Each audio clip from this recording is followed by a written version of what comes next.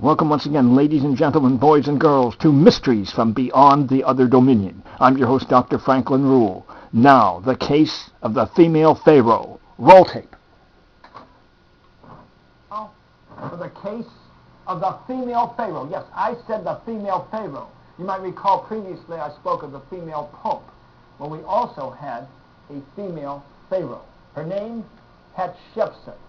Now, she was the daughter of Thutmose I, a well-known Pharaoh, and she actually may have been the Pharaoh's daughter in the book of Exodus, that's chapter 2, verse 5, the woman who found the infant Moses in his little ark of bulrushes among the reeds.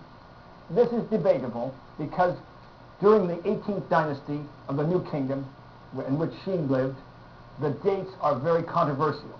For example, some experts claim that Ramses II was actually the Pharaoh in the Bible who confronted Moses and was involved in the parting of the Red Sea as portrayed by Yul Brynner in the well-known movie The Ten Commandments. But other Egyptologists believe, because he came 200 years later, that it was actually that Moses was around the time of Hatshepsut. Very debatable, but very intriguing. And she was the late 1500 BC, early 1400 BC. Now, she was forced at age 12 to marry Thutmose II because her father had died and he had no son of a primary wife, but only of a minor wife, and therefore she, being the daughter, had to marry Thutmose II so he would have be the legitimate Pharaoh. Now, he was an ineffective Pharaoh, but for 20 years she had to suffer with him.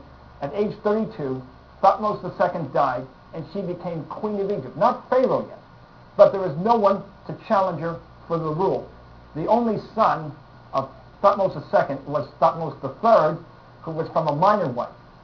Hatshepsut only had a daughter. So she was the ruler of Egypt, but not Pharaoh.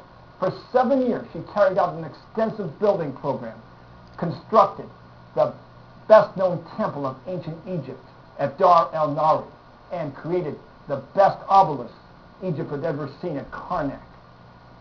However, after 7 years, Thutmose III came of age. He was a teenager and ready to become Pharaoh. So she beat him to the punch. She declared herself Pharaoh and began to wear the Pharaoh's false beard and the Pharaoh's kilt, and acted like a man when she was meeting with dignitaries and foreign officials, and the people of Egypt accepted her because she was a good ruler. And apparently Thutmose III did not care that he wasn't Pharaoh. He wanted to join the army, learn to ride a chariot, and he was spending a lot of time in foreign lands such as Syria. So she went unchallenged and became the actual Pharaoh of Egypt for the next 15 years. And I should stress, she wasn't pretending like Pope Joan to be a man. It was just a symbolic wearing of the accoutrements of the office. But she was a Pharaoh, the only female Pharaoh in history. Now, she had an advisor, Senenmut, who was the tutor to her daughter, and apparently they were very close because she gave him a tomb near her own, which was unheard of for a commoner. Then when she decided to have a more elaborate tomb, since she was Pharaoh, she gave him her own original tomb, again unheard of.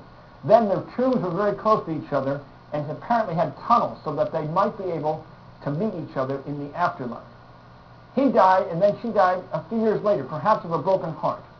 Anyway, Thutmose III then assumed the role of Pharaoh. She ruled from 1503 to 1482, one of the best pharaohs Egypt ever had. Now, I mentioned to you that Thutmose III was a very interesting character because he's the Egyptian pharaoh who witnessed a UFO fleet on the Egyptian desert and apparently was taken aboard in a space shuttle.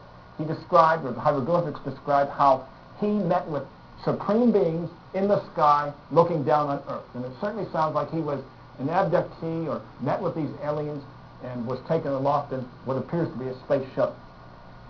Everything was fine for the first 20 years of his reign, but then he suddenly turned into a male chauvinist pig. He had all references to Hatshepsut erased from monuments, from documents, trying to eliminate her existence altogether. Fortunately, Egyptologists have found the records, and we know there was a female Pharaoh. And interestingly, because of many mummies being moved around and grave robbers, there are a number of mummies now in the storage room of the Egyptian Museum in Cairo. One is of a high official, they don't know who it is, and one is of a female. The possibility is that Hatshepsut and Senenma are closer today than they ever were in life in that storage room. How about that?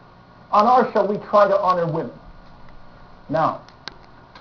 Now, until next time, may the power of the cosmos and of the female Pharaoh be with you. Yes, yes, yes.